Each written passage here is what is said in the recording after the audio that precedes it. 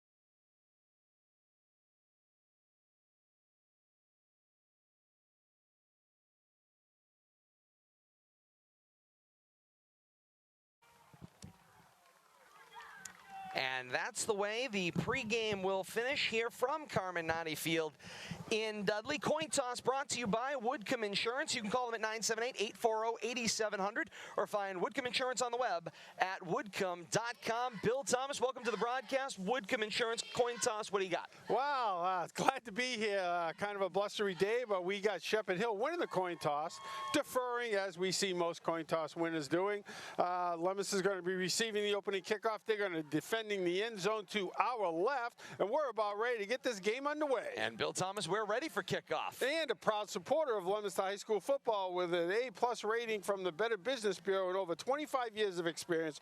Make Troy Hebert your first choice for your home construction and remodeling and damage repair needs. Find Troy Hebert online at troyhebert.com and line up your free estimate. Now, with the call of the game, the voice of the Blue Devils, Todd Robbins. All right, Bill Thomas, thank you so much. Ball on the tee, 40-yard line at our right for the Rams. and we are set for action. On the approach, it's Brock Doobie. Doobie swings the right leg, end over end, a boomer downfield, sends JV Rodriguez retreating back into his own end zone, bobbling the ball still at the back line of the end zone. He's going to try to run the ball out. He runs it out to the 5-yard line. I thought under Federation rules, Bill Thomas, the ball is dead once it crosses the goal line for a touchback in all punt and free kick situations. Maybe because he touched it prior to it crossing the goal line, created a live ball situation, but momentum carried him in the end zone. I think at the very least he could have downed it in the end zone, but something we'll have to clarify. Unfortunately, it leads to the Blue Devils starting off on their own 5-yard line on this opening drive. And another new rule and another tough situation for the Blue Devils.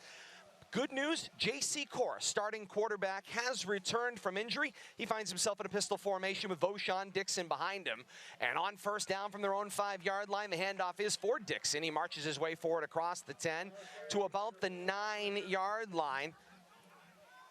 Looks like a gain of 9 on first down. It is. It'll be second down and a yard to go. And here comes Core again. Pistol formation on second and a yard from the Blue Devil 14-yard line. Out of that pistol, the snap, Voshawn Dixon again finds some room, slicing across the right side of the formation. He's got 20, 25, and dragged down just shy of the 30 at the Blue Devil 29-yard line. A nice second down run, Bill Thomas, results in a first down for the Blue Devils. Yeah, nice pickup there. Going to give him about 14 on that. It was 2nd and 1, moving the chains there. Nice 2 opening series runs by Dixon. And here comes Core back out again. First down and 10 for Leominster. Their own 29 going left to right. Pistol snap again. Give it for Dixon. Same play this time off the left of the formation. Got a little bump with a little help from Arlie Gillot. He finds some open room. Cross the 40, 45 midfield. And taken down shy of the Ram 45. They'll give him the Ram 45. And it is a gain of 25 for a Blue Devil first down. And Voshawn Dixon opens up, slicing the Ram defense. Finding some holes right there in this opening drive. And definitely got the Rams on their heels here in their first 3 plays. Using his speed, you know, Dixon's been injured, but seems like he's running a full 100% today. Just about 90 seconds into this one, and Leominster's got 2 first downs, and they're marching their way down the field. First down and 10 from the Ram 45. Play fake by Corey. He'll keep it himself, bounce it out to the right edge, turn right edge of the formation. He's got right sideline, crossing the 35 and out of bounds, right around the Ram 30.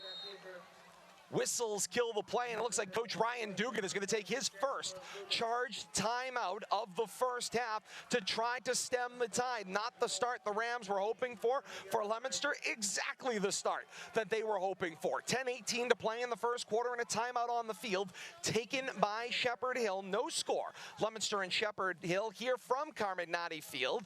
Leominster with the first touch of the football had a real difficult time handling the kickoff, but since then, with a combination of Voshawn Dixon runs and add a J.C. Cora scamper as well, Leominster's marching themselves down the field. They've got first and 10 at the Ram 30-yard line. Sure, I'm making it look easy here in this opening drive. And, you know, we questioned if that field position was going to lead to, you know, just a difficult first quarter here. At least I did in my own mind. And right away, marching down the field. But I think the 2 key things we've seen, the 2 injured players that have hampered the offense the last 2 weeks, both appear to be 100%. So we'll see how this early going can continue. We welcome those of you joining us on WPKZ, the K-Zone AM 1280, 105.3 FM, streaming live at WPKZstream.com. We also welcome our partners at Leominster TV, live as well on Comcast, Verizon, and Facebook Live as well. Happy to have you joining us. Out of the Ram timeout on first and 10 for the Blue Devils from the Ram 30-yard line. The snap, give it to Dixon, takes it off the left of the formation, cross the 25, down at the 24-yard line. Goes for a gain of 6, second down and 4 to go. Once again, offensive line, let's give them some credit. I know Kate and I always like to focus on the people doing the dirty work, but definitely showing up here early in the game. On a second down and 4, Leominster's drive continues. Out of a gun this time. The snap. Dixon gets bumped into it. The handoff. He's separated from the football. He'll scramble back to the 30-yard line and get on top of it, and then got rolled over on there inside. Looked like Joe Conlon may have rolled over on top of him. Bill Thomas, not the type of play you were looking for. That one will lose 7, and it'll be a 3rd and 11 for Leominster. You know, and Dixon, lucky he was able to crawl his way to that ball. Another foot away, and that was going to continue rolling. Plenty of Shepard Hill players around him, too, but fortunate to get the ball back with just a loss of yardage. 3rd and 11 for the Blue Devils from the Ram 31, going left to right. Pistol set, Dixon behind, the snap to Cora. Give it to Dixon. He bounces it to the outside, tripped up right about the 30-yard line. And they will gain back about 2, maybe 1, where they're setting it up now. So it'll be 4th down and 10 to go. So a Leominster drive that matriculated its way from its own 5-yard line left to right, stalls, and now they face a decision, and Coach Devin Gates has made his decision. They will go for it on 4th down and 10 from the Ram 30-yard line. They need to move the ball to the Ram 20. Pistol set here, 2 receivers open side left, Cora directing traffic. The clap, low snap, he's bobbling it. He picks it up, he's improvising, snaps it over the middle. Liam Curtin was the intended receiver. He gets bumped and taken down on the play. George Karamanakis on the coverage for the Rams will separate him from the football. Pass incomplete, turnover on downs, and the ball back to Shepard Hill. Yeah, tough turnover right there, but started off with a bad snap, and nothing went right on that play. Threw the timing off. You know, we'll have to see if the field position favorable right now to Shepard Hill. It could have been pinned back with a punt, but the wind's playing tricks today up here on the hill, and kind of can't blame the coach. I think we're going to see a lot. We're not going to see much out of the kicking game, I don't think, today, Todd. And here come the Shepard Hill Rams behind quarterback Ethan Quinn. A 1st and 10 from their own 31-yard line, and the handoff went straight up the middle. Looked like Nate Cooper, the left halfback, with the carry up the middle. He'll cross the 35-yard line, be taken down around the Ram 36. No, they mark him at the 34. And here it is, that 3-back double wing set. This time flip it to the right back. There is a yellow flag out on the play as well. Now a second, as that one gets buried in the middle of the play. Gabe Dos Santos, the right halfback, looked like he had the carry on that one. Helmet comes off at the end of the play, so a player for the Rams will head to the sideline. Short gain, and we await the result of the flag. Preliminary signal is a hold against Shepard Hill. And so it will be a 10-yard penalty. Go ahead, Bill Thomas, from the 35-yard line. They'll mark it back. I was going to comment, we haven't seen this kind of offense in a while. As a matter of fact, it's reminiscent of what we saw the Rocket, you know, from Leominster 4 or 5 years ago. But this is tough. This is that, what does Coach Palazzi like to say, mismatch, squish, he called it the crisscross applesauce. Coach Gates and I have called it hide and seek, and that's pretty much what it's going to be. Ethan Quinn will snap. It stays very bunched in tight. It's the bunch. And the question is, where does the ball go? Here's a snap. The pitch went to the halfback, straight back in the formation, and it is Cooper. Cooper bounces through the A-gap, now to the left sideline. He's on the run. He's got midfield. Go 25-20. He runs away from the defense and into the end zone for a Shepard Hill touchdown. 3 plays, a penalty backed him up 10 yards, and Shepard Hill scampered off the play dirt. A 75-yard run for Nate Cooper. Put Shepard Hill on the board, 6-0. 7.5 minutes to play here in the first quarter. Well, that's what you call striking like lightning right there. And tell you, showing some speed around the left side and just turning on the burners right down the sideline. Thought maybe the free safety was going to have a chance back there, but just outgunned him right into the end zone. Brock Doobie does the place kicking. Ethan Quinn will hold. Kicking right to left here. Snap, ball down, driven up and into the net. Team's coming back up the field. 7:32 to play here in quarter one. And it's Shepard Hill 7 and Leominster nothing. Happy to have you along with us here on the K-Zone and Leominster TV. We're going to keep it right here. Give everybody a chance to get settled down in what has been quick action since we came live here to Carmignani Field. It's an opportunity for us. Time and temperature. It's brought to you by Acme Carpet One in Lunenburg, a local family-owned floor covering store doing business in the same location for over 50 years. 4 generations of quality work because they are your neighbors. There's lots of pros and cons in the flooring business, and these are the pros. Online at acmecarpet1.com. 53 degrees under cloudy skies. That hard wind coming from behind our location or the near sideline, going straight across the field. Hard left to right wind right now. Looks like it is about 15 miles an hour. They say take 2 degrees off the temperature. 48 degrees, the field's like temperature right now here from Carmignani Field. That's your game time forecast here in the first half. Brought to you by Acme Carpet One. Ball back on the tee, 40-yard line at our right.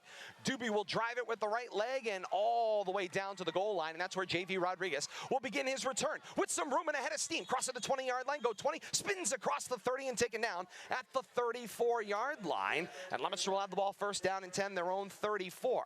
Which offensive drive is this? This would be drive number 2. We welcome in the third member of our broadcast team, Kate I got Robbins. stats for you, by the way, Thank when you, you're ready. Billy.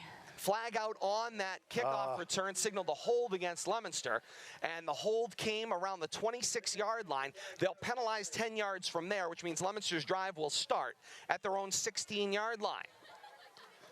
Good return, wiped out there.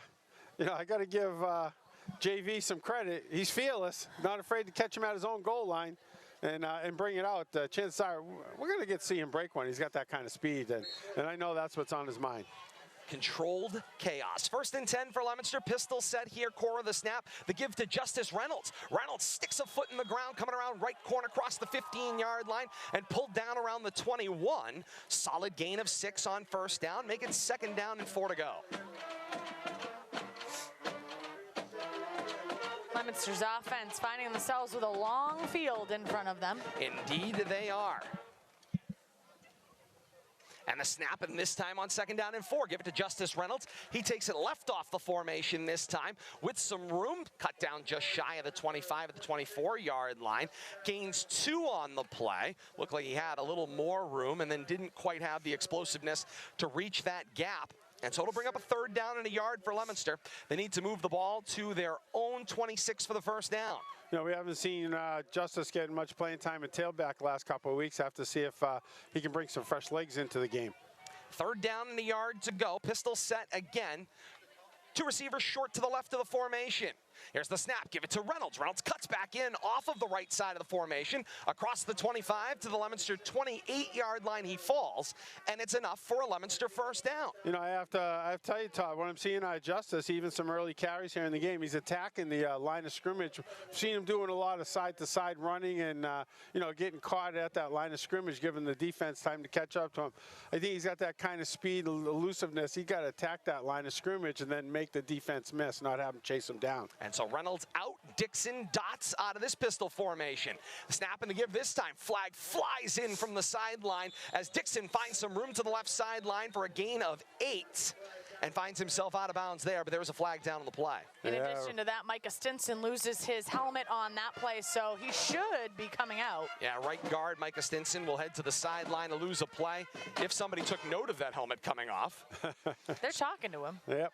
Yep, and there he Rules goes to the sideline. So the signal is a hold. The mark was the 30-yard line. They'll mark it back 10 yards from there, and Leominster will march back to their own 20 for this. So it'll be a replay of the down, first down, and much longer. Have there been any other penalties in the game thus far? There's been a handful. Oh, phenomenal. There's been a handful. This is an exciting time. Let's start the game early, shall we? You know, if the 3:30 posted start time wasn't early enough, actual kickoff came at 3:24. So there's the give on first down and 20. I love my And life. with some room into the gap came Dixon. Beauchamp Dixon. He crossed the 20 to the 23, gains 3. Second down and 13 to go. Leominster needs to move the ball to their own 38-yard line for the first down.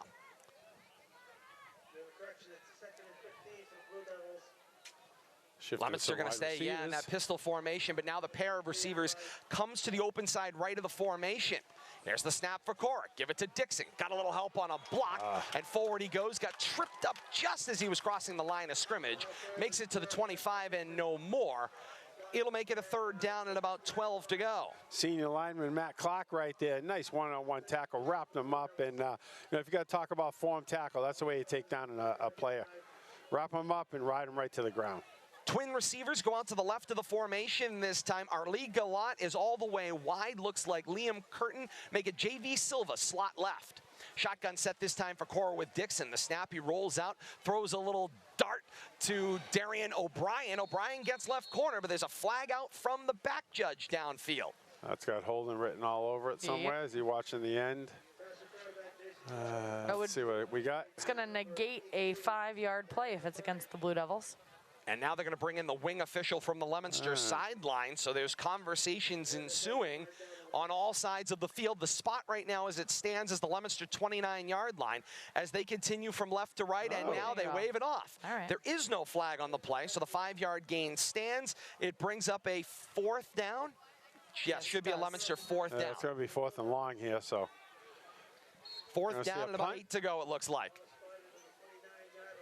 And coming onto the field, it is Santi Rodriguez. Did see Liam Giannakis taking some punts and warm-ups. Thought perhaps we might see him take the punting duties. Santi Rodriguez now of the pink gloves for Breast Cancer Awareness Month. Gets the snap at his own 16, gets the punt away. It hops right at midfield and begins the rollout across the Ram 40. Touchdown there by Leominster at the Ram 39-yard line. And that's where Shepard Hill will set up their second drive. 1st down and 10, their own 39, coming right to left. You read my mind. Nice little change of possession there, and we'll have to see if the Blue Devils can protect those corners. You got to watch out for that speed. You know, Shepard Hill, high-scoring team, one of the highest-scoring teams here in Central Mass, and somehow they found a way to put up over 50 points in a losing effort last week. So I'm sure that left a bad taste in their mouth. We'll have to see what they do this week. Scored 52, allowed 63. Take that for what you will. Double wings set this time. Straight back is Cooper. Snap and the pitch on the turnaround from the quarterback Quinn goes straight up the A-gap with Cooper this time. Looked a lot like that play. He broke out to the sideline for the 75-yard touchdown. Crossed the 40 and down around the 42-yard line of Shepard Hill. Coming right to left. Right back to the line. Here come the Rams again. Under center Quinn now steps back out, calls signals. Back under center again on 2nd down and 7. The snap and the give again. The pile falls forward, but breaking away from the pile is Gabe Dos Santos. Dos Santos has got the left sideline across the end zone and in for a Shepard Hill touchdown. Justice Reynolds could not run him down. Dos Santos is in. It's 13-0 Shepard Hill. I have to tell you, I lost the ball there. I was watching the pile fall, and all of a sudden here comes the ball carrier out the back of the pile. How about that? Talk about the applesauce mismatch for sure. Brock Doobie on to attempt the point after. 61 yards. Kate says 61 yards, so they've had touchdown runs. They've run all of, by my calculations, 6 to 7 offensive plays. 2 big runs, 75 and 61 for touchdowns. The snap, Quinn gets the ball down, Doobie drives it through, and the teams are coming back up the field. 3:13 to play in the first quarter. The score, Shepard Hill 14 and Leominster nothing. A break and we're back with more. You're listening to Leominster High School football on the K-Zone. Bonus coverage for our viewers joining us on Leominster TV. Thank you so much for joining us today. Happy to have you along with us. Todd Robbins, Bill Thomas, Kate Robbins. We've got Keith DePerry and Bradley Bedard with us, bringing you the pictures, the graphics, and everything else from here at Carmignati Field. Comcast, Verizon, and of course streaming on Facebook Live. That live TV. Lots of ways to participate on the TV side. If you're going to get in the car, you can join us up on radio. But remember, when radio steps away, we've got your bonus coverage for you here on Leominster TV.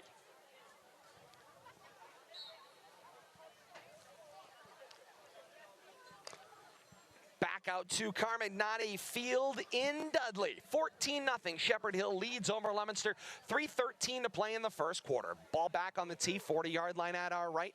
Brock Doobie on the approach, drives JV Rodriguez back into his own end zone for the return again. Here he comes full head of steam. Cross the 15, go 20. Slammed on the brakes, but found a little bit of room to the right side. He'll fall forward toward the 25, and that's where Leominster will get the football. 1st down and 10.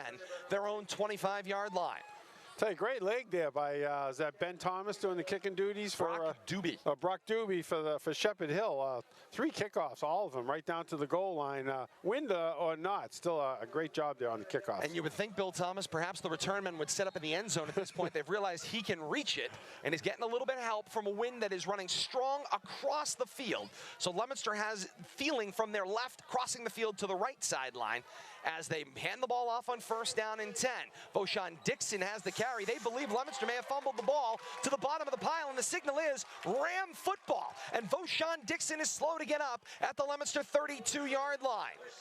Somehow Dixon got separated from the ball, and right now he is laying in an uncomfortable pile right about the 32-yard line. And sad to report, Dixon hasn't moved. He has now just writhed a little bit, so at least some early movement we're seeing now as the trainer arrives, as does Coach Devin Gates as well. 2:53 to play in the first quarter. Shepard Hill 14 and Leominster nothing. Here on the K-Zone and Leominster TV, Todd Robbins, Bill Thomas, Kate Robbins, happy to have you along with us. Derek Drown and Tim Foley back at Master Control pushing the buttons for us today here on the K-Zone. Dixon has rolled over. They appear to be looking at the right leg. No, make it the left leg. Lower. Yeah, lower extremity injury. And there's a whole huddle of people that are around him right now. Meanwhile, Leominster has lost the football, and Shepard Hill will be taking over at the Leominster 30-yard line at right hash, already up 14-0. And Bill Thomas, we said to Coach Gates this week, you heard it in our pregame coverage, you heard it earlier this week as well, asked him what interested him more, the fact that Shepard Hill allowed 63 points to St. John's on defense, or that they allowed or scored 52 points themselves on the offensive side of the football. And you know what? He really didn't know which one, caught him as more interesting. Well, you got to consider the opponent, St. John's, no slouch. Can score pretty much from anywhere at any time. But the fact that Shepard Hill kept answering and answering and answering, I tell you, it's a tough break here for Sean. We've seen him battle injuries all season now, and once again, going out in the first quarter. He had to be carried off the field by a member of the staff. Cradle style. And he's still being carried over to the bench, and it doesn't look good. And meanwhile, the Rams are back on the attack. They've got the ball 1st and 10 at the Leominster 30, going right to left. They hand it off for Cooper. Cooper bounces it to the outside, cross the 30-yard line. Somebody grabs him in the grasp, and is literally trying to pull the shirt off his back as he goes out of bounds, crossing the 25 and around the 20-yard line. Make it the Leominster 19. Picks up 12. And it is enough for a first down. I think those last 5 years, dragging a Blue Devil there, like you mentioned, Todd, somebody had a handful of shirt. Yeah, surprised that his shirt didn't rip, but we do have a timeout, I believe, Leominster on this one. Yeah, Leominster takes their first timeout, and there's defensive coordinator Kevin Murphy spikes his headset and gets up to his defense as he's going to challenge them. They've got to make a stop. They have not stopped them all day long thus far. Yeah, and you can't go down 3 touchdowns in the first quarter, especially on the road like this. And Shepard Hill's not going to let up. I think they're trying to make a statement after what happened last week. They went in undefeated. St. John's, every time Shepard Hill scored, St. John's answered. But, they came out on the short end. You'd think scoring 52, you'd walk away with a win. And we'll have to see how this one plays out today. But as the game progresses, it's not going to get any easier for the Blue Devils. Some additional frustration coming from the Leominster bench. Voshan Dixon just took his helmet off and kind of tossed it down in disgust. He's clearly incredibly frustrated. The injuries just won't stop. Kate, that looks like an air cast and immobilizer that they are putting around his leg. His left leg. And you can see his hands covering his face. Absolutely beside himself. Absolutely, and it appears, at least for the moment, Voshan Dixon's day is over. So Leominster will have to try to fill the gap with Justice Reynolds and perhaps go to Mackay Newton as well. He is active for today's game, the freshman. Here's the snap on 1st down and 10 for the Rams as they continue their right to left first quarter march. The pitch was back for Cooper again, and Cooper goes straight up the middle of the defense. Check it, make it Dos Santos on the carry. He takes it across the 15 of the Leominster 14 on a gain of 5, and there goes Kyle Philbin hopping on one leg to the sideline.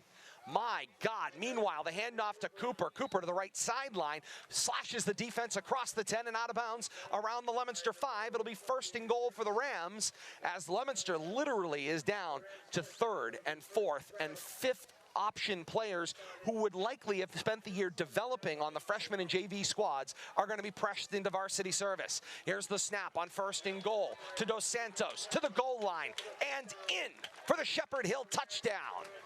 Right up the middle, Shepard Hill offensive line doing his job here in the first quarter, and especially with Kyle Philbin, the #1 hole filler on defense over on the sideline, nursing an injured, looks like an injured ankle. He's walking, but he's definitely in pain.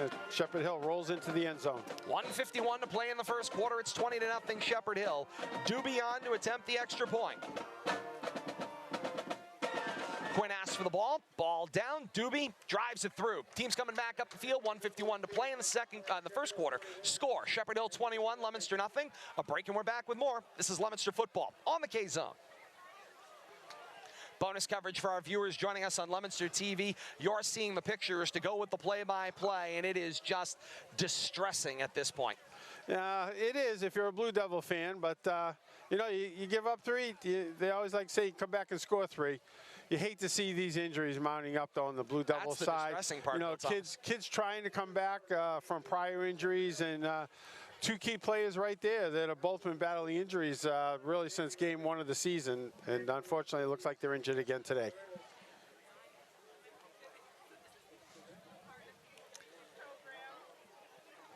To Carmignati Field on your drive home. It's football on your drive home. If you're looking for the Howie Carr Show, he'll be back on Monday here on the K-Zone. We got high school football for you on your ride home here on that's true too, on AM 1280, 105.3 FM, streaming at WPKZstream.com. You're right, Kate. Columbus Day Monday. Doobie drives the ball hard, low down the left numbers, and through the back of the end zone for a touchback. It will be Leominster football, 1st and 10, their own 20-yard line, coming left to right. Have to see what the offense for the Blue Devils can do here. We saw Vashon Dixon leading a nice opening game drive there, but a turnover and now a turnover on a fumble. We'll have to see if Blue Devils can get something going here. Nice arm, by the way, on the line judge, working on the near sideline. Threw about a 25-yard fade, recovering that football over to the Rams sideline. So he's got that going for him. Leominster with personnel problems, and they're forced to spend a timeout. That's their as second. There were, receiver issues. Galat was there, and then there wasn't the right number of receivers. And, of course, this is going to happen, too, when you don't know which package is supposed to be out on the field. Nathan Taylor, 88, the junior, looked like the late arriver to the conversation. And Coach Devin Gates has to spend his second timeout of the first quarter. 2 out of the 3 he has for the first half of action. And that's what happens, Todd, when you have a starter out, you're trying to backfill behind them, and then you talk about different packages and different personnel, and you practice with one group, and all of a sudden you're being called to be part of another group, and you're caught on the sideline. And you just never know. You just never know. Hey, Billy. I got electrified gloves. I heard. I see you wired in. Kate is now got, That's your gloves that are plugged into the computer. Wired gloves that are hooked up to the computer as well. I love it. You do whatever it takes to stay warm in our makeshift press box location. Bill Thomas doing yeoman's work to build this press facility. I brought you pillows. At least I was going to say. I'm so happy. I have no complaints. 1st and 10 from their own 20 out of the timeout. Leominster with the snap. Cora got the ball, keeps it himself, running laterally across the 22-yard line and out of bounds. There's a flag down behind the play, and Leominster is getting it from all directions. The initial signal is blocking the back against Leominster. That'll be 10 yards from the 20. It'll be 1st and 20 from back at their 10. If it's not the injuries, it's the flags. Leominster right now, unfortunately, just getting the wrong end from the football gods at this moment. Yeah, just everything's going in the wrong direction. Whether it's a bad snap, losing yards, or a penalty off a good play, and something's got to go right here for the Blue Devils. Before halftime here, got to find a way to score some points. Indeed they do. So Cora directing traffic out of the pistol again. Justice Reynolds dots. 3 receivers in the formation, 2 open to the right. Here's the snap on 1st and 20. Give it to Reynolds. Reynolds finds some room off the left side of the formation. Cross the 10 and down at the 5. Make it the, 15, make it the 16-yard line. And so, nice gain of 6 on that one. Makes it second down and 14 to go as we wind down in the final minute and 10 seconds of the first quarter. Leominster chasing 21. Trips go out to the right side of the formation wide, and here's a pistol set, and now a flag down on the play, and the signal is offsides against Shepard Hill. They were lined up. Offsides on that play, and remember, no free plays in high school football under Federation rules, and so therefore with them lined up offsides, the flag comes out. They get back 5 yards, and so Leominster is gained with the penalty a positive 1 yard on the drive. Okay. The line judge signaling where the line is. Yeah, they weren't even in the right spot. I know, the ball was set at the 19. They brought it up to the 21. Now it's in the right spot on the field at left hash. As Leominster continues left to right, the wind now blowing directly in their face as the wind and somewhat mist coming down is now blowing right at them as Leominster goes left to right. The handoff for Reynolds on 2nd down and 9.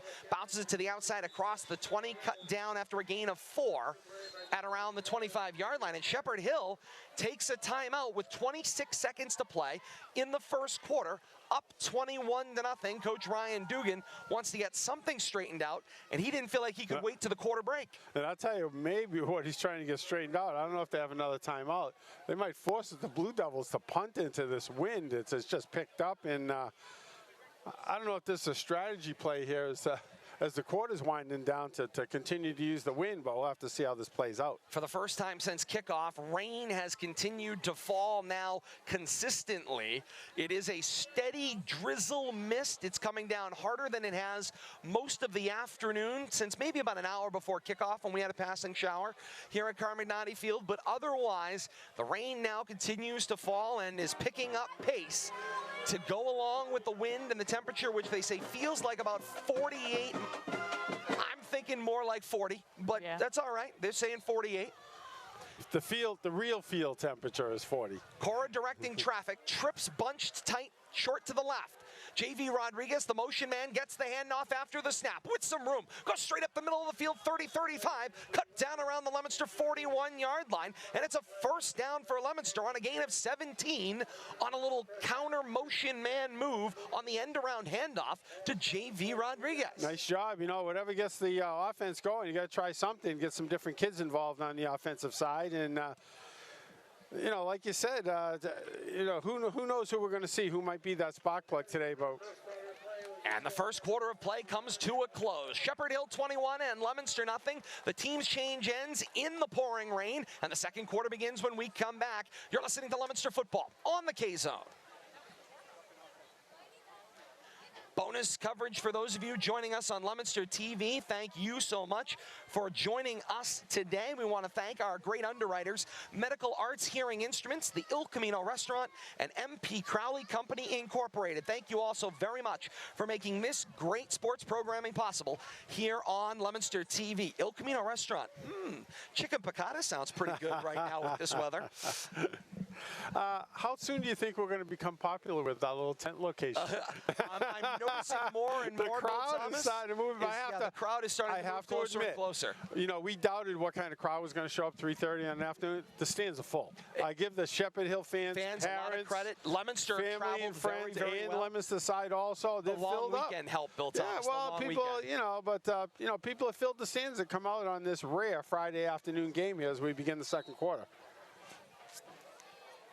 And here we go. Radio will be back with us in a moment. But as the team's change ends and we begin the second quarter of action, it looked like Rodriguez on the carry, and with some room, he finds his way out to the right numbers, and 2 flags down on this play. Late hit out of bounds is going to be one of them as we welcome you back on the K-Zone as well. They started that quarter a little bit early, kind of the growing theme here of high school football. Everybody in a hurry to go nowhere fast. Well, you got to find a way to squeeze those extra 4 minutes in, so, you know, we got to speed up the action. Indeed we do. Flags down on the play, at least 2 of them. Rodriguez has moved the ball to midfield pending the penalty. The signal is blocking the back against Leominster. And then a dead ball, personal foul, late hit out of bounds against Shepard Hill. So they marked off the penalty back to the 30-yard line, and now they'll march it off 15 forward. And where it ends up is whether it's going to be a first down or not. And we'll see what happens. So they march it back across the 45 to the Leominster 46. A replay first down. Was it a 5-yard or a 10-yard, the initial penalty? The initial penalty would be 10 for the block in the back. Then add 15 coming back the other way. Got it. And it's a Leominster first down, and we'll call it 6 to go. That's confusing. What a mess. I love these new rules. They keep us guessing. Unbelievable. All right, here we go. First down. First down and a handful here. First down and about 6, maybe 7 for Leominster. Ball at their own 46 at right hash as they come right to left here in quarter number 2. Cora, the shotgun snap low, fielded it, kept it himself, faking the handoff. Now running laterally across the 40. That's the wrong way downfield. He may have been separated from the football, going to the ground, and the line judge comes out and says, no, he was down with possession, but he lost 4 yards on the play as he was running laterally, Bill Thomas, and not looking to turn that upfield. He's a great athlete. He's been nursing injuries. He's returning, and right now he doesn't have that breakaway speed, but running laterally, he's going to get himself hurt again. Yeah, and I tell you, the maroon and gold out there was nowhere for him to go, and you know, that play just was so slow to develop. You can't expect your offensive lineman to hold the blocks that long. And once the Shepard Hill defense fought off the blocks, there was basically a wall out there for him. He just went down luckily he didn't get separated from the ball. Coach Devin Gates sending in the signals from the far right sideline for Leominster in this wind-driven rain that continues to pick up here at Carmignani Field. Shotgun set, trips out to the right. Cora back to pass on 3 steps, flips a pass out to the right. It did not get to its intended target, but it did get to JV Rodriguez, crossing midfield to the 45, flags out on the play. Cora got buried, and it's a personal foul. Roughing the quarterback penalty signaled against the Rams. It'll be 15 more yards at the end of the play. And I got caught watching the ball, so I didn't see what happened back there. But obviously one of the Rams came in a little hot at the end of that play. Cora got up limping. You hate to see that. He's been nursing an ankle, and he comes up limping a little bit. Have to see how he is. So initially it was a 16-yard pitch and catch from Cora to O'Brien. JV Rodriguez, who was not, as I said, the intended receiver. Well, I'm not too sure about that. I wonder if Silva got in the way, and but then you the never ball know. went over him and found its way to Rodriguez, who was open kind of in a second level of the play.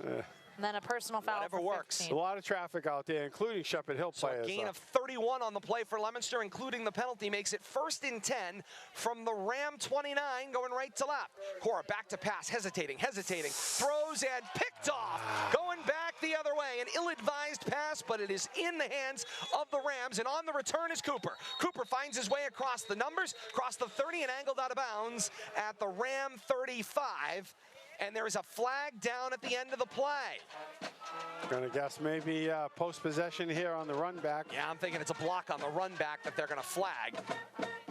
Personal foul against Shepard Hill comes at the end of the play. So the Rams will back up 15 yards for an unsportsmanlike conduct penalty. But here's the one thing I can say. Has there been a play thus far that has come without a flag? Has there been a clean play yet? It seems like there's been a lot of flags. A lot of flags than we've seen the last few weeks here in Central Massachusetts. A couple of big Shepard Hill plays were unflagged, big runs. I would say this kind of harkens back more to the first week against Westfield. Almost every play, we couldn't figure out what was going on there. And here it comes again. Strange. Seemed like, the officials were using a very good judgment the last few weeks. This crew's been very particular. On 1st and 10, snapping from their own 12-yard line. Here's the give with some room. New number, looked like 36, Bill Thomas, Tyler Broussard on the carry. The senior moves the ball out to about the 20-yard line of Shepard Hill. It's going to be a gain of 7. Yeah, make it 2nd down, 3 to go.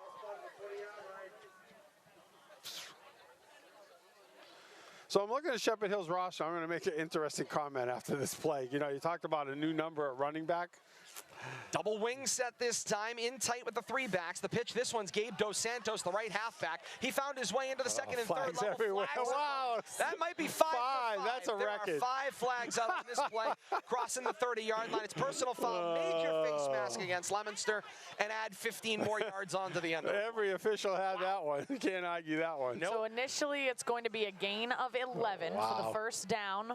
And then you can add the penalty on top of that. It'll be a total gain of 26, including the penalty for Shepard Hill. I wish I had a flag because I saw that one too. we could have had 6 That's when flags the official, the fans should be issued flags for those. But I'm looking down. You talked about a new number. I quickly did some math here. We have the plays listed by offensive position. Sometimes they have 20 players listed as running backs. Pretty much virtually half of the offense. You're either offensive lineman or you're a running back. 1st and 10 for the from middle. Whoa. This time a little hurdle action there from James Labarge, the senior who has got the ball. And yes, flags out on the play into the backfield once again. They're going to stop. Personal foul. That's a chop block called against the Rams. Block below the waist.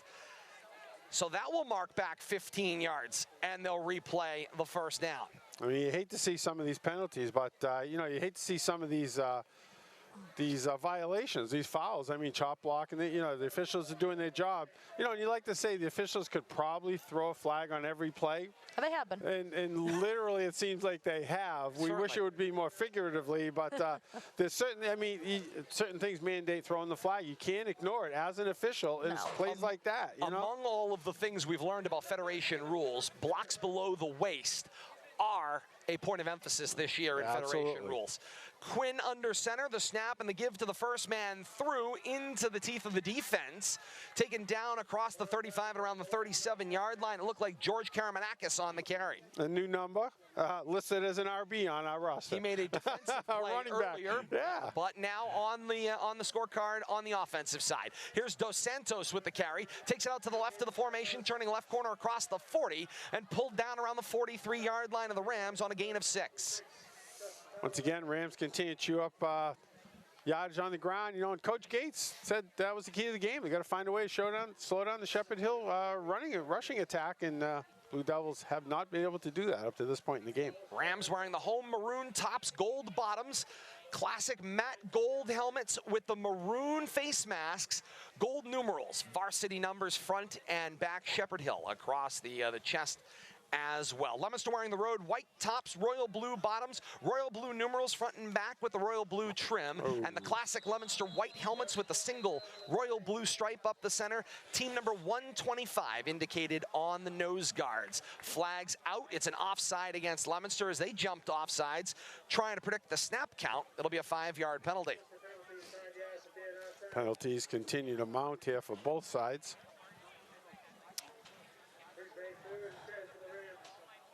And so with the penalty, now a 3rd down and 10 to go. The ball around the Ram 48-yard line at left hash as they go left to right. Double wing set. Deep back is Cooper, under center of the snap. It's a sweep going out to the right in the hands of Cooper. Leominster trying to set the edge. Cooper turns left edge, and our lead Galat will make the tackle and pull him to the ground, and a flag is out as he was clearly on the sideline. Leominster is clapping there, but I think that's a late hit out of bounds against Leominster. I think you're probably right. Personal foul. Yeah, it's personal Another foul. one. And then Galat mouths off. 2 more flags come out, and quite frankly, I'd be okay if they threw Galat out of the game. That's ridiculous. That was right in the face of the official, completely disrespectful.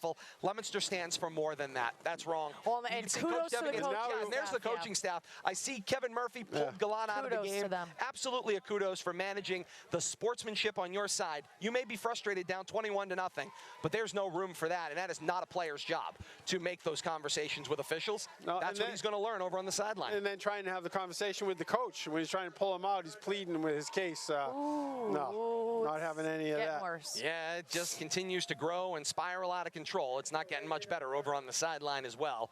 And that's the frustration setting in. 21-0, 6:50 to play here in the second quarter. As we said, and we want to reiterate, kudos to multiple people on the Leominster coaching staff. There were at least 3 adults that went over and proactively dealt with that situation immediately. And that's what coaching is. Coaching is teaching. And that's teaching right there. A long enforcement of 30 yards at the end of that play off of a gain that was just 2.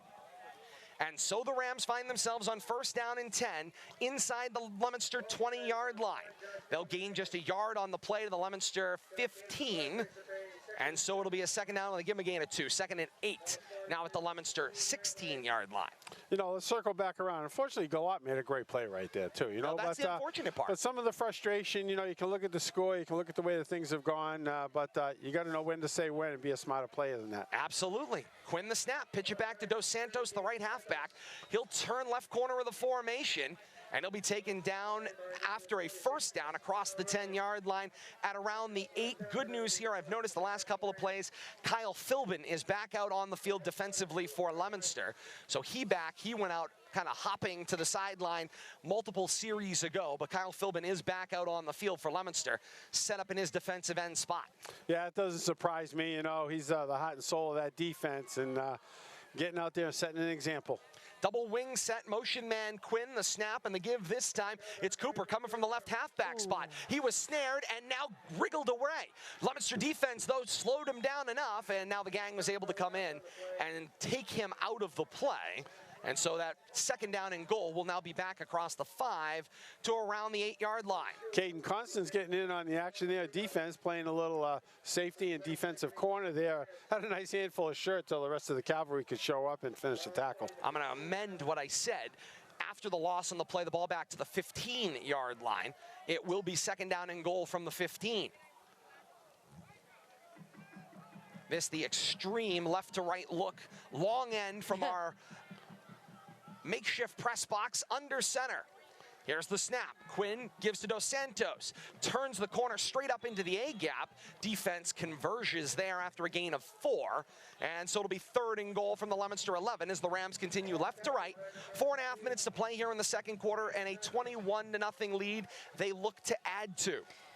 Right now, the Rams are getting ready to run their 10th play of this, their 4th offensive drive. It started with 9 minutes and 47 seconds to go in the second quarter. So yet again, taking a lot of time off the clock. They started this drive from their own 12-yard line. So they had a lengthy field in front of them, and they are methodically working their way downfield and simultaneously taking clock away from the Leominster Blue Devils.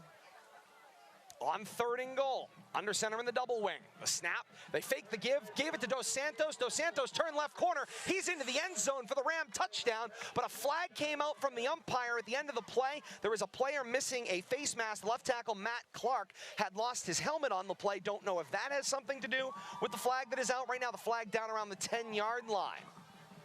Looks like some kind of personal. And they're coming over and asking Shepard Hill. Yeah, looks like on that helmet. Defense is going to be called for it, so they're going to enforce it on the kickoff, I believe. Although Coach Ryan Dugan getting some options, calling for a package over to the sideline. And that was Dos Santos on that carry, correct? It was. Dos Santos for the Ram touchdown makes it 27-0. The 15-yard personal foul will be enforced on the kickoff, so Leominster is going to have very difficult field position coming up here as Doobie comes on to attempt the point after and make it 28 unanswered here in the first half. Good snap, ball down. Dos Santos drives it up into the teeth of the wind, but it's over the bar and good. Team's coming back up the field. 3:57 to play in the second quarter. It's 28-0 Rams. More to come. This is Leominster football on the K-Zone. Bonus coverage for our viewers joining us on Leominster TV. Happy to have you along with us in what has been a cold, wet afternoon here at Carmignani Field. We thank Bradley Bedard, Keith DePerry joining us here on site to bring you that great coverage back to Leominster on Comcast, Verizon, Leominster.tv for one stream, Facebook Live for the other. Glad to have you along with us on this great day as you see them enforcing that 15-yard personal foul.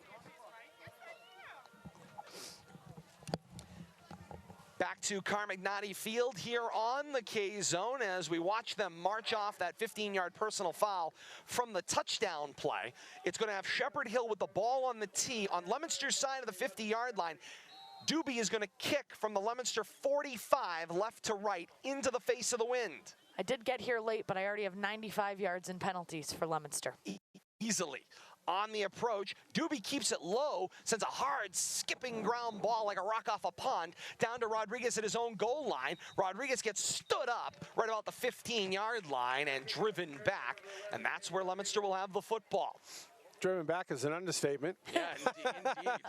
But just Shepard Hill just playing good all 3 phases of the game right now. Offense, defense, got the kicking game going, and it's reflective on the scoreboard right now. 28 points first half for Shepard Hill. These land warmers are amazing. Our hardworking player spotlight coming up after this play. They don't put the ball on the scoreboard very much. No. And I don't know where the ball is on. The ball is on the 18-yard line. Sounds good. Here we go. The snap and the give this time. Wearing number 55 today, it's Bryant Cordero coming from that fullback spot, and he barrels his way into the defense across the 25 and down at the Leominster 29, and enough for a Blue Devil first down. Yeah, he talked about the uniform change for Cordero with the coach, and what do you have to tell you? They're going to try to get him a little more involved? He's going to play a little guard there. You know, it's going to be one of the options to replace an injured Frank Apoku is going to be some guard play from Cordero, who's wearing 55 instead of his normal 34. The officials huddling here, but I've got a new, Billy, I hope he keeps 55. I got a new nickname for him. Not usually my kind of thing, but speed limit. Speed limit. I mean, to me, he just runs at the speed limit. He runs at the speed limit, man. He is just going to plow his way into you. I hope you don't think you're awesome. I didn't say it was my best. It's not he of the golden toe from a few years ago. But speed limit, I like it. No, it's not good. You know. We'll work on it. Critics, you know. Anywho. Pistol formation on first down and give it to Cordero. Cordero with some room across the 30. Finds a little more room across the 35 down around the 40. And that is enough for another Leominster first down. Did he break the speed limit on that one, Todd? I heard you the first time. 3:20 to play here in the second quarter. It's 28-0. Shepard Hill's lead.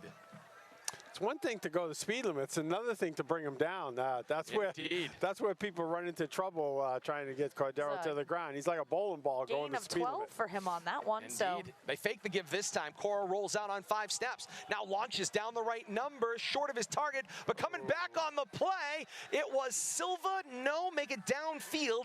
It looked like Eamon Durkin was down there and play by 2.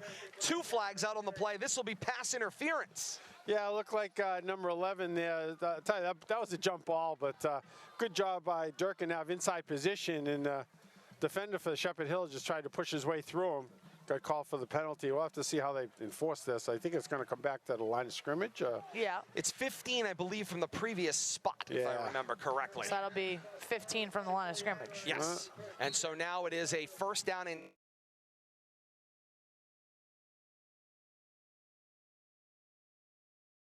minutes to play here in the second quarter. 28-0 is the lead Leominster is trying to chip into.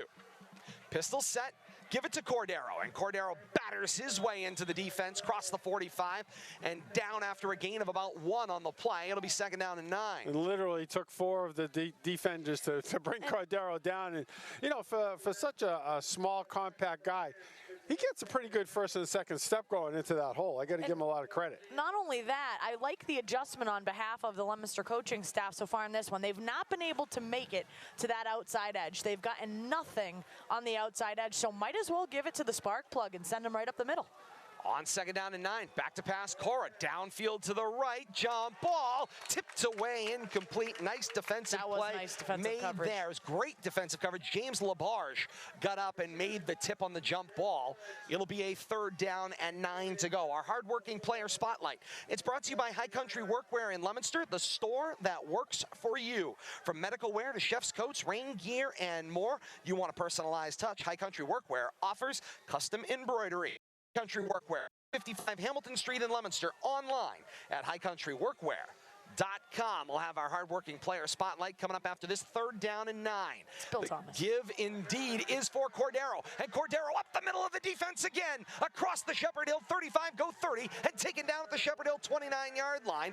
A first down run for a Brian Cordero on gain 17. Sorry, but I'm looking at 55. It's not I know 34. We'll get it right. Here he is again on first down. He slipped a little bit as he got the handoff. I know. Loss of 1 on the play. But Bill Thomas, hardworking player spotlight brought to you by High Country Workwear. Well, I got to tell you, the Shepard Hill offense has been pretty impressive. I'm not looking at stats, but I'm torn between Dos Santos and Cooper. I know Dos Santos got a couple of touchdowns. 3. We're going to go with Dos Santos. Yeah. I think it's a good choice. Gabe Dos Santos of Shepard Hill, our hardworking player spotlight for this first half, brought to you by High Country Workwear in Leominster. Xavier Batalis takes up that left guard spot once again, and Leominster brings in the snowplow, that full house backfield, and now there's flags out on the play. Coach Ryan Dugan, they were screaming at him to get back across the numbers, and now the flag comes out. It's a sideline warning against the Rams as he was too far off the sideline. Okay. So no penalty there. Get some attention from his players there with a new formation. Indeed. So here comes Leominster with that snowplow. Full house right in front of Caden Constant at the quarterback spot. Constant takes the snap deep and takes it right up the middle behind that plow. Across the 30 to the 25. Pretty interesting short yard situation there. And right in the middle of all that, Xavier Batalis, and you can't miss a Xavier. 6'3", 350. He's got linemen written all over him. Is it not the Spanish Batallas? Batallas? They've called him Batalis. Here's the give to Constant. Takes it off the right side, cross the 25, down short of the 20. It's interesting. I think you are correct from a heritage standpoint. If that, this is no Ellis Island, but I do believe we're going with the more Anglo-sized version of the name. As Leominster will take a timeout with 35 seconds to play in the second quarter, down 28-0 to set up a final play here. They're going to go for it here on fourth down, but the question is, will they try to just get the first down, or do they think about grabbing 3 points? Is 3 points more valuable down 28 right now for morale than a continued play and maybe nothing going to halftime? Well, 3 I think is kind of a stretch. What are we looking at, 33, 38? Yeah, I know we saw a 39-yard field goal last week. I don't know if I would put Rodriguez quite in that category yet, Todd. With a little wind behind him, but yeah, I think you're right, Bill. I think we got to go for this fourth down here, and keep that snowplow in the game. All of a sudden we just saw a complete change in the Leominster offensive philosophy right there. It was fourth down. It was a short yardage situation. They came in with that snowplow. All of a sudden we haven't seen constant on the field all day on offense. He's been on 3-4 plays in a row, and he's become the ball carrier of choice now with this new offensive set. So quite a difference in change philosophy. Now we see the offense coming back out in their traditional set, going back to the one-back set with Cora back at quarterback. And Leominster will look toward the sideline. Twin receivers short to the right. Arlie Galat back in the game, wide and one-on-one coverage to the left. Pistol set. Cordero the back behind Cora in the gun. Snap, 3-step set. Cora, lots of time. Now forced out. Got to throw underneath. Finds a safety valve, and J.V. Rodriguez complete at the 16-yard line. Ooh. And that is really close. I thought he dropped it. First down. It's only going to be a gain of 4. It's a yard short. Yeah, they're going to say it's short, not enough. Came back for it. Came back. The official mark was the 17.5-yard line. Yep. Needed to gain the 16. And did not get it there, so the ball will be a turnover on downs. Ball back to the Rams. 24 seconds to play here in the second quarter. It will be at least 28 unanswered points for the Rams in the first half. It was a great drive for Leominster. And I give, Bill Thomas was right on the money with what he said during the timeout, which is Leominster changing again. I give them credit over and over and over again all year long with injuries and the changes in personnel. They're doing everything they can to just keep modifying things to deal with whoever's out on the field or to come up with something new philosophically. Yeah, and whether it's bringing in a fresh running back, show a different offensive set, the direct snap to Caden, just try to change it up, and we'll have to see what kind of changes Leominster continue to make here at halftime. Cooper's first down run is smothered. And that's the way things will end. The final 24 ticks off the clock. It is halftime from Carmagnati Field. 28-0, the lead for Shepard Hill over Leominster, 28 unanswered first half points. Leominster High School football on the K-Zone brought to you by Hometown Bank. They don't answer to Wall Street, they answer to you. Fraticelli Oil Company, the place to save heating dollars. Daewoo North Superstore, the car you deserve, price to fit your budget. ROI Office Furniture and Systems, quality, value, and service without exception. Fidelity Bank, helping you get where you want to be with heart. Clear Path for Veterans New England by Northeast Insurance, supporting the journey home. And Leominster Monument Company, where memories are forever. Halftime here on the K-Zone. 28-0. Leominster trails Shepard Hill. Shepard Hill has those 28 unanswered first half points. We take a break. More to come. We'll be back here both on the K-Zone and Leominster TV with our halftime update next. This is Leominster football on the K-Zone.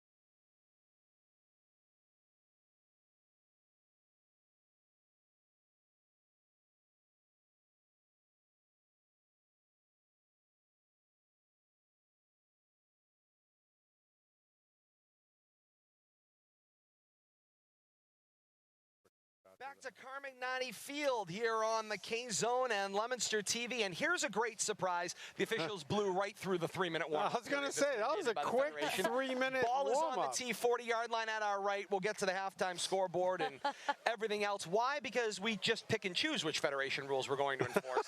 That halftime, gone. Just gone. Unbelievable. Absolutely unbelievable. We'll get it straight. Come see us in 2020. We'll have it all figured out.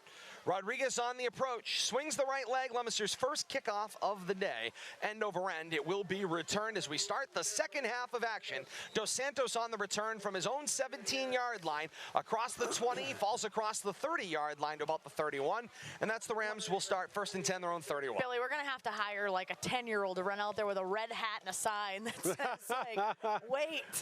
No, we're not ready. Follow the Well, rules. who's that TV guy that runs out there, stands out there, Timeout the coordinator 10-yard, is at the 10-yard title. line. Yes, we need a timeout coordinator. We need a timeout coordinator. I'll take the job. No, Put me on a wireless headset. I'll be down there. You know I'd roam the sideline. Bill Thomas becoming our own Tony Saragusa. Yeah, I'd be out there. Yeah. Be getting arrested. First and 10 from his own 31 at left hash come the Rams. And here comes Ethan Quinn with the snap and the pitch to Dos Santos. Kyle Philpin has him in the grasp and spins him down at the 26-yard line. It'll go for a loss of 3, maybe 4 on the play. We know what Kyle Philpin brings to the table, injured or not. He's, once again, first guy through the hole there, and nice form tackle. So many things we're juggling here in this makeshift press facility. Let's see if I can hold it. There we go. All right. We have zero complaints, right? We're a glass half full kind of crowd right now. About not even close. 40 seconds into this second half. Not even close. Leominster trailing 28-0. Rams with the football. Here's the snap. Cooper got the give. Cooper takes it straight forward on second down and 13 across the 30 to the Ram 33-yard line. It'll be third down and about 8 to go. Halftime scoreboard. It's brought to you by our friends at Fraticelli Oil. Can't be that many Service games. available 24 hours a day, 7 days a week. Same-day delivery online at FraticelliOilCo.com. Fraticelli Oil, the place to save heating dollars. Halftime score. No scores to report out there right now. Doherty and Grafton, the only other game in progress other than Assabet Valley at Worcester Tech. We'll have final scores for you coming up, hopefully, in the postgame as well. A reverse give this time. Found some play in the end. They all go. And there's a flag down on the play, and I love flags. The curiosity as to why. Why am I being flagged? Well, he had a handful of the guy's face. And once again, the crowd reaction, much like the one in the first half, was priceless. It's like, oh. The grab and the twist. It's looking right at us. There are 2 flags, though, on the play. Holding against the Ram is 1. Against the Rams are 1. Face mask against Leominster the other. Offset. They all offset and wash out. Bring up third down and 8 once again. So other games that are going on out there, they'll be going into the second window, if you will. Marlborough at Tantascwa, 6:30. Algonquin at Fitchburg. Westboro at North Middlesex. Nipmuc at St. Bernard's. Maynard at Lunenburg. Oakmont at Clinton. Gardner at Southbridge. And on the list goes. Lots of games going to go on tonight at a normal hour. 7:30 will be, 7 o'clock, excuse me, will be the kickoff. I'm going to be home and in bed. I was going to say, the way this is going. Halftime scoreboard, as always, brought to you by our friends at Fraticelli Oil. FraticelliOilCo.com. Fraticelli Oil is your place to save heating dollars.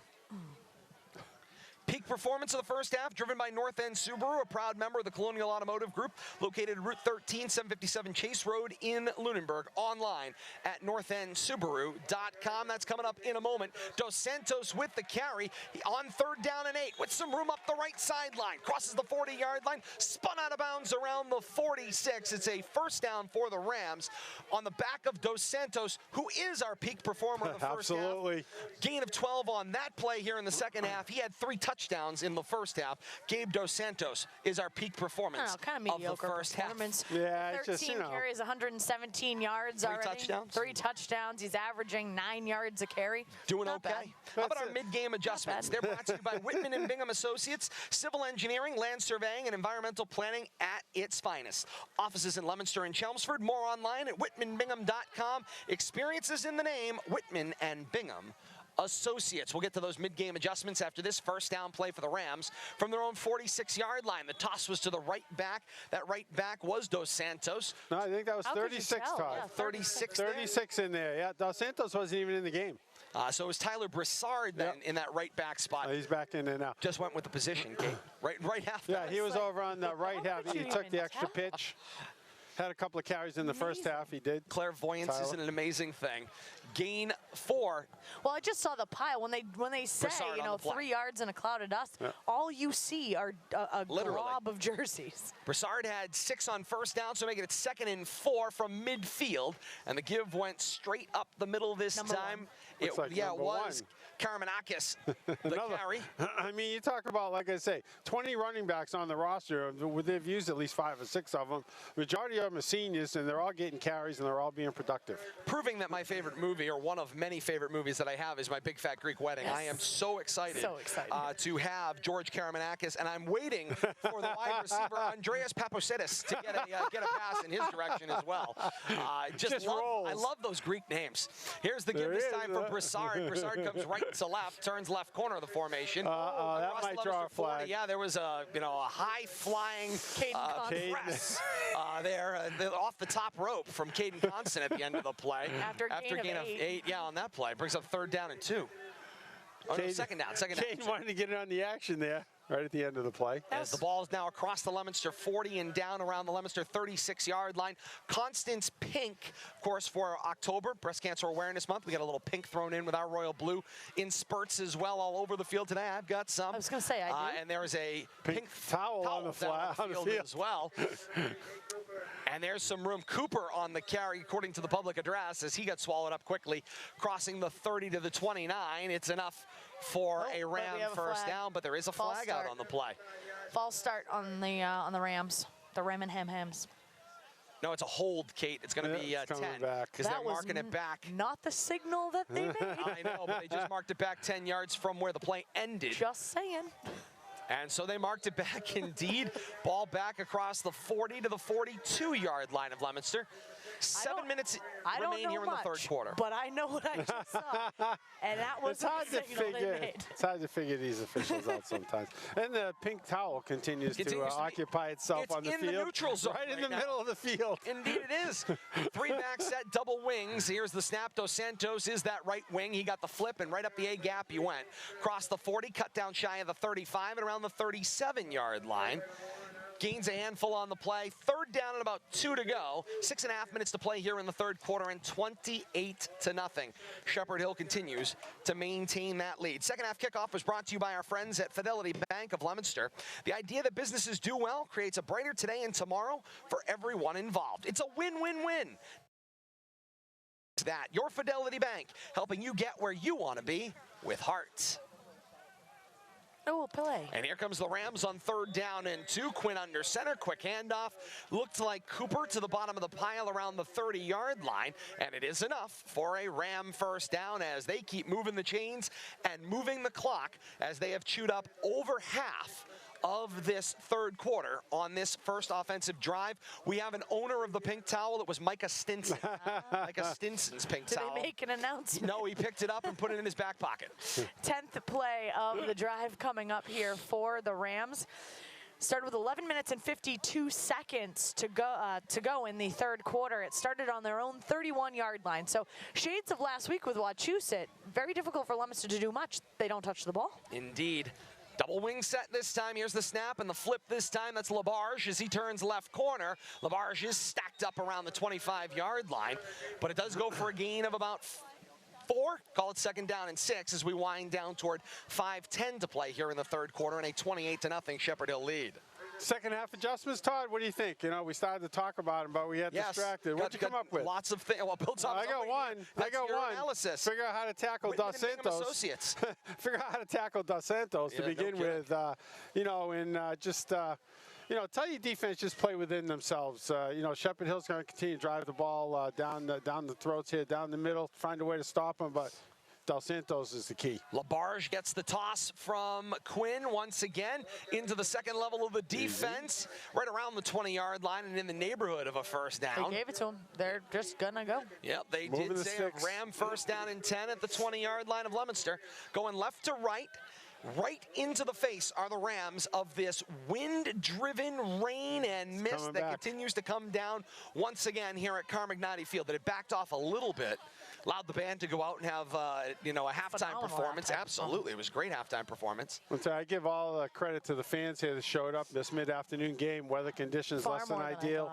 I did too. I thought we'd have the grandstands to ourselves for the most part, and great testament to the fans, the parents, and friends and family and students here at Shepard Hill. We might have it to ourselves and shortly, the Blue Devils fans also. We'll call it a hearty crowd on hand. Okay. Yeah, on this first down and 10, the give went straight into the middle of the pile and was swarmed almost immediately. I recall a game at Lunenburg where the majority of the fans told us they were going to the parking lot to listen to us in their car. Number 5 had that. 5 on the carry, says Kate. Anthony Sacco gets the carry, the senior. Give him a gain of 2 on the play. Right now, Bill Thomas, if I'm Leominster, your only mid-game adjustment brought to you by Whitman Bingham Associates you need is to get the football back. The ball. Yeah. You can't do anything. You're almost 10 minutes into this third quarter. You haven't touched the ball offensively. That doesn't help. And once again, you just got to, kind of grind it out here on defense and hope for that stop and that big play. The snap and the give this time, it's Cooper. Cooper with some room in the middle of the defense again. Cross the 10-yard line and taken down around the 7. And it looks like that will be a Ram. Yes, it is a Ram first down and goal to go at the Leominster 7-yard line as we wind under 3 minutes to play in this third quarter. That is literally just obliterated. It's just disappearing. It's just like sands through an hourglass, just disappearing. The days of our lives. Absolutely. And the fact that the Rams don't throw the ball, it's keeping the clock running. They're not running the edges. Everything's in the middle of the field, and they're taking good care of the ball. And lack of penalties here. 4 first downs already in this. Got into the third quarter here, and you're right, Todd. And Kate, they're just chewing up first down, chewing up yardage. And they're using every minute they can on that 40-second play clock. Under 10 seconds on the play clock, and now the give. The give this time went inside for Dos Santos. Steps across the 5 to about the 3-yard line as we wind down toward 2 minutes to play here in the third quarter. And it seems like this entire drive, Shepard Hill's converting on third down. And you're right, Billy, actually. The last 3 first downs were converted on third down. It just prolongs the drive and just, adds to the agony of the Blue Devil defense. It's frustration. You get them to third down, whether it's third and short, third and medium. And, they get one extra yard, and that's what Shepard Hill's been doing. Only one of their first downs on this drive, Bill Thomas, came on second down. Every other one has been on third down. And I think the yard to gain. 40-second play clock. The yard to gain was just one beyond the first down marker, so it's more frustrating. 90 seconds to play in the third quarter. The give from Quinn went to Cooper. The pile tiptoes toward the goal line, and Cooper is in for another Ram touchdown. It's going to be a 4-yard And the clock is still running. Can't be tackled right there. Just refuse to go down. They ran off a good extra 5, 6, maybe 7 seconds off the board, down under a minute and 25 seconds to a minute 17 seconds to play here in the third quarter. It's 34 unanswered Rams points right now. Doobie to kick. Quinn to hold. Snap ball down into the wind and rain. Look at that thing bend, but it's up and through as the teams come back up the field. 35 unanswered points for the Rams. It's Shepard Hill 35 and Leominster nothing. 1:17 to play here in the third quarter. This is Leominster football on the K-Zone. It's an 11-minute drive. Bonus coverage for our viewers, and you just heard it from Kate. An 11-minute drive for the Rams to open the second half. That's a tough one to take if you're the Blue Devils defense, being out in the field for that long, and the third down conversions, third down after third down, just frustration after frustration right there. And then watch Shepard Hill punch in the way they did. And now there's a lot of these kids are going to come back out and play offense.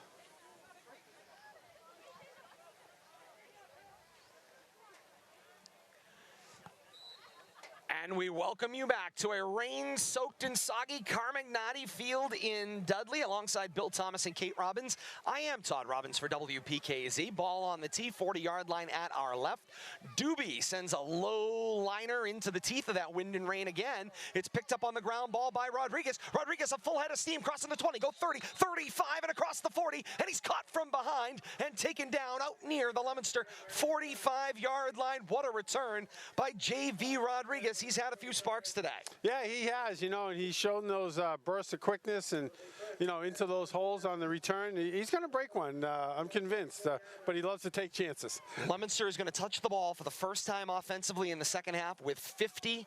That's 50 seconds remaining in the third quarter. Down 35-0. Cora in a pistol. The give is for Bryant Cordero. And Cordero runs away from the middle of the defense. Down the field he goes across midfield. 20, 10, and he's caught from behind across the 5-yard line down around the 4. A huge run for Bryant Cordero, who at halftime changed from the number 55 back to his traditional number 34. And with 34 seconds to play in the third quarter, he rips off a 52-yard run to put Leominster at first and goal at the Ram 8-yard line. Quite the spot there. We saw Cordero bring some of that there as the first half was winding down. With the wind and rain at their back, here's the snap. Give it to Cordero again. Cordero into the A-gap, saw a wall, stepped across the 5 and got taken down at the 4-yard line. Look, he got twisted up there too. Somebody grabbed his helmet, but no call. But once again, Cordero not afraid to lower shoulder pads and just charge right into the center of that line and use his blockers or run right up on him. Good job. Last 8 seconds of the third quarter here. Leominster knocking on the door. They'll get one more play. The snap, give it to Cordero, takes it out to the left, lowers the boom, spins off the hit, fumbled at the goal line, and they blow him down. The whistle blows. They blow the play down at the 1-yard line. With possession, he is down at the 1-yard line. That's the end of the third quarter. 35-0. Shepard Hill over Leominster. Teams change ends in the all-important fourth and final quarter. When we come back, this is Leominster football on the K-Zone. Bonus coverage for our viewers joining us on Leominster TV, and you see the results of the end of that play.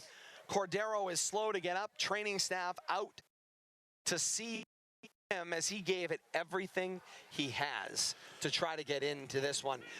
Bill Thomas, that's an understatement, Todd. It's just, what can you do? I mean, they're giving it everything they have, quite literally everything they have, and they're just going out, the walking wounded, one after another. Yeah, it looks like, fortunately, Cordero's up on his feet. Looked like he just got the wind knocked out, but you talk about extra effort right there, trying to stretch for the goal line, taking an extra hit while he's vulnerable. But he's jogging off the field now. Great to see. As they see the teams walk down to the far end of the field, Leominster will be at the 1-yard line with their best scoring opportunity of the day to start this fourth and final quarter. And we'll have to see the most productive play here, Cordero, showing signs of injury.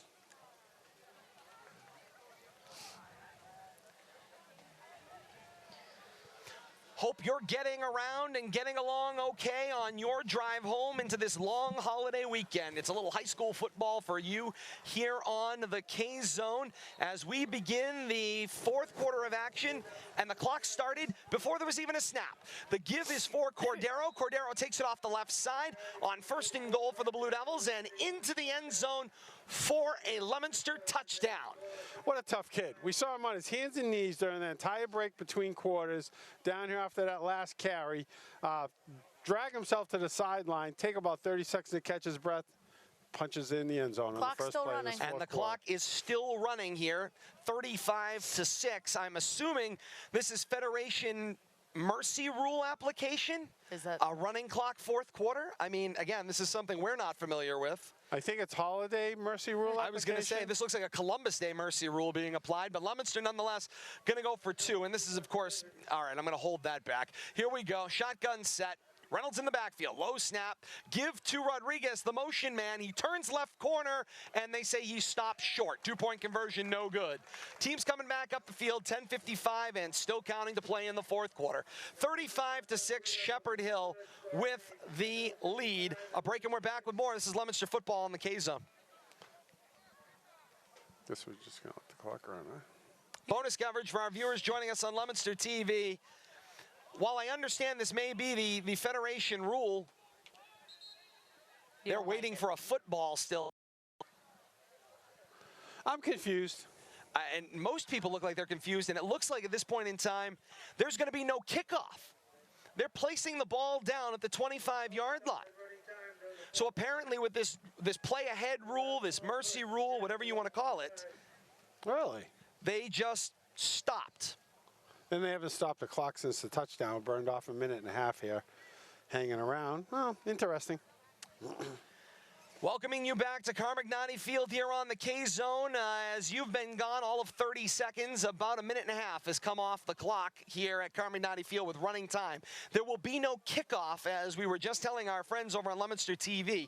The ball has been placed down at the 25-yard line of the Rams, and Shepard Hill takes the football 1st and 10 from their own 25, coming right to left. The flip give there, it was 36 on the carry. Tyler Broussard. Broussard takes it into the middle of the defense. Looks like a gain of about 8. It'll be 2nd down and about 2 to go.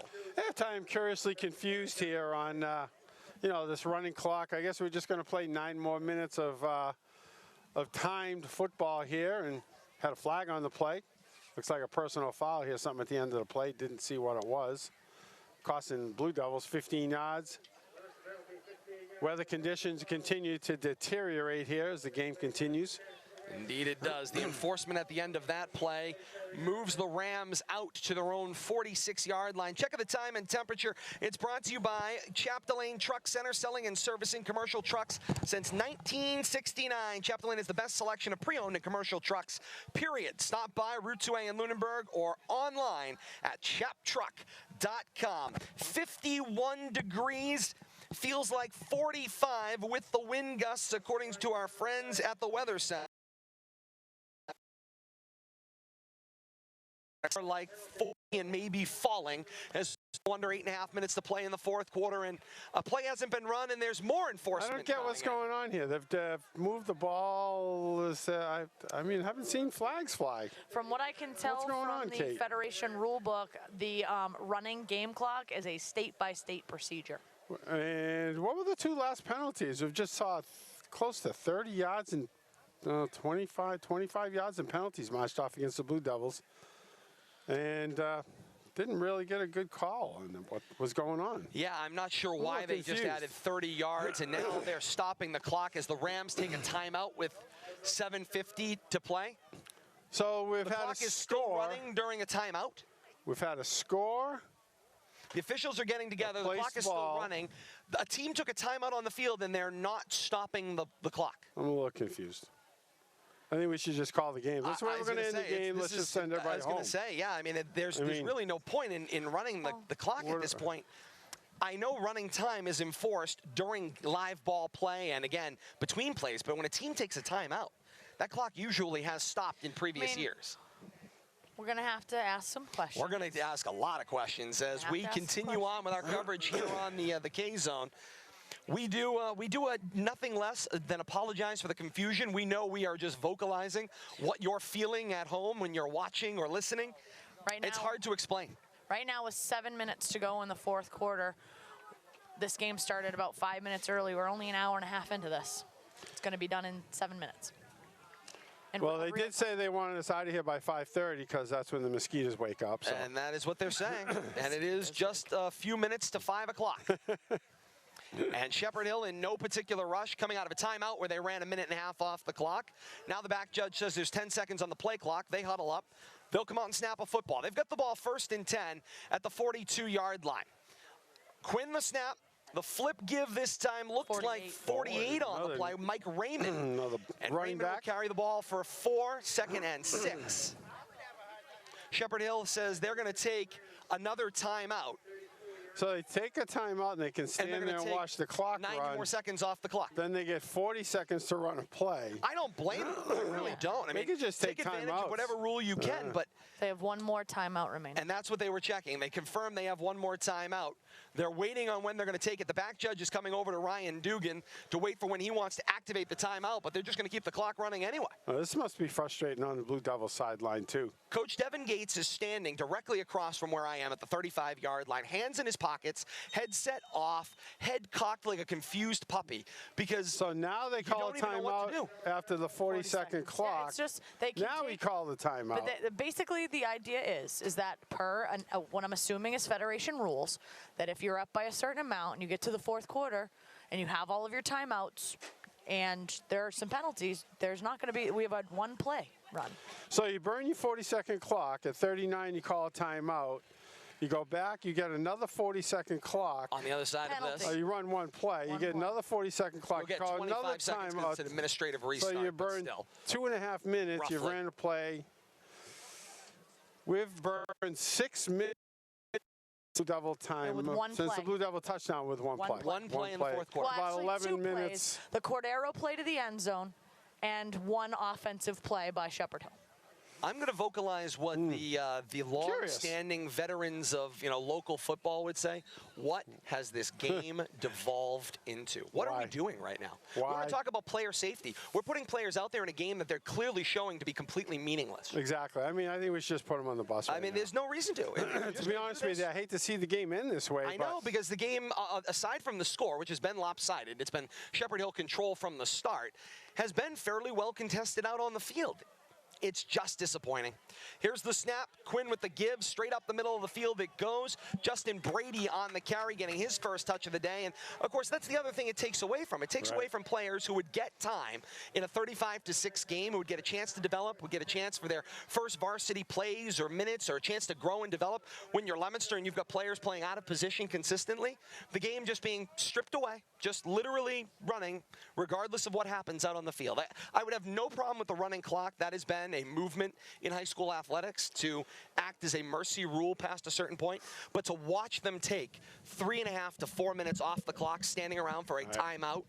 Because what I don't like is the players standing around too. You know, we talk about player safety, warming up and stuff. You know, and now you just got the players standing around out there on top of it. Quinn with the pitch to Broussard. Broussard with the carry. Excuse me, Labarge. With the carry. Yep. And it's a flag out on the play. Flag is down right around the 26-yard line. March something off here. This might be the last play of the game by the time they get this all figured out. It may be. Personal foul against the Rams, so they'll enforce 15 yards as we wind down toward 3 minutes to play in this one. How about our power player of the second half? It's brought to you by Daewoo North Superstore. Show how easy it is to buy a quality used car in Lunenburg. At Daewoo North, fair prices, superior service, and treating customers right leads to satisfied buyers. Online at DaewooSuperstore.com. Daewoo North Superstore, find the perfect car you deserve, priced to fit your budget. I mean, given what we've seen here in the second half, I've got to say the player of the second half has been Bryant Cordero. He ran the only plays of any kind of meaning. I mean, this is just curiously bizarre. Now, it looks like we're going to run 40 seconds and then call another timeout. They're going to take the penalty, perhaps? Is Coach Ryan Dugan is standing with the official? No, they're going to run a play and then timeout in another 40 seconds. It's probably the last play of the game. There's the snap. Quinn with the give. Straight up the middle of the field. Play still moving. Pack falling. Players rolling off of each other. Nobody in too much of a hurry to do much of anything. And now with 2 minutes to play in the fourth quarter, Coach Ryan Dugan is standing out past the numbers. He's talking to the officials. They're discussing a handshake line. This is like choreography. It's choreography in place of a football game with 1:45 to play here in the fourth quarter. 35-6 is Shepard Hill's lead, and it's just spoiling the end of high school football game. As if the 3:30 start time wasn't insulting enough to the sport. And now they're saying with 90 seconds left, the game is over. The officials have waved it off. Why did this fourth quarter even happen? Bizarre. Somebody has got to tell me, review the video, and tell me why this happened. That's crazy. I don't blame anybody that's down on the field wearing either team's jersey. That was entirely done systematically and administratively by rulebook. Yeah, that was. What was that? That was choreographed and orchestrated right there. Bizarre. I say I blame Shepard Hill and the officials for allowing that game to end that way. That is just absolutely. Coach Gates over there just kind of standing there. I don't know how involved he was in any decision making. I didn't see the officials talking to him much. He did have a wing official over there next to him the entire time, but. You're right. Just a curious way to end How do you high school explain that football to game. high school athletes? Yeah. How do you explain that you worked hard all week, you're trying to persevere through injuries, you're risking your body out there, and the fourth quarter of this football game may as well have never started. And you give up a half a day academically in order to play. Yeah, to start at 3:30. To play a 48-minute game. So what was the point of what just went on? Curious. All right, Todd, you Absolutely can have the stage for the rest of this, Todd, because I'm Appreciate it, Bill Thomas. yeah. Said enough. Play of the day, we're going to give it to Cordero. our friends, Cordero. Yeah, I was going to say, Brian Cordero. Give it to Cordero for the touchdown toughness. Viola's Fitchburg Tire and Service, a family-run business selling most major tire brands since 1964. Bring their truly unique free summer to winter tire storage. Viola's Fitchburg Tire and Service, where the price we quote is the price you pay. All I can say is we will continue to give it our all. Why? For our listeners, for the high school athletes that are out there and performing here, and for our sponsors, who we appreciate their support week in and week out. We can't tell you how much we appreciate what you're doing to allow us to bring these games to the community. And then just puzzling. We'll move on. Game is over. The final score, 35-6. Shepard Hill over Leominster. I wouldn't know that because I already shut the scoreboard off. Scoreboard is They're off. in a hurry. Everybody's running for the Everybody's in a exits. hurry to get out of here. We're going to Oh, my continue. God. We've got post-game coverage to bring you, as well as the starts of other games out there. We'll get you the whole landscape of high school football, what's left of it, coming up after this one. For those of you joining us on Leominster TV, thank you so much for taking the time to be with us. For Bill Thomas, Kate Robbins, I am Todd Robbins, saying so long for now. Live Coach's Corner comes not Monday because of the Columbus Day holiday, but a week from Monday, on Monday, October the 21st. Coverage coming up next weekend. Leominster and Shrewsbury for homecoming game next Saturday. Check Facebook, Twitter, and more for more information on that. So long. If you're joining us on Leominster TV, it's your time to turn on your radios. AM 1280, 105.3 FM, WPKZstream.com for your post-game coverage. Coming up next here on the K-Zone. More to come. Post-game next. This is Leominster football on the K-Zone.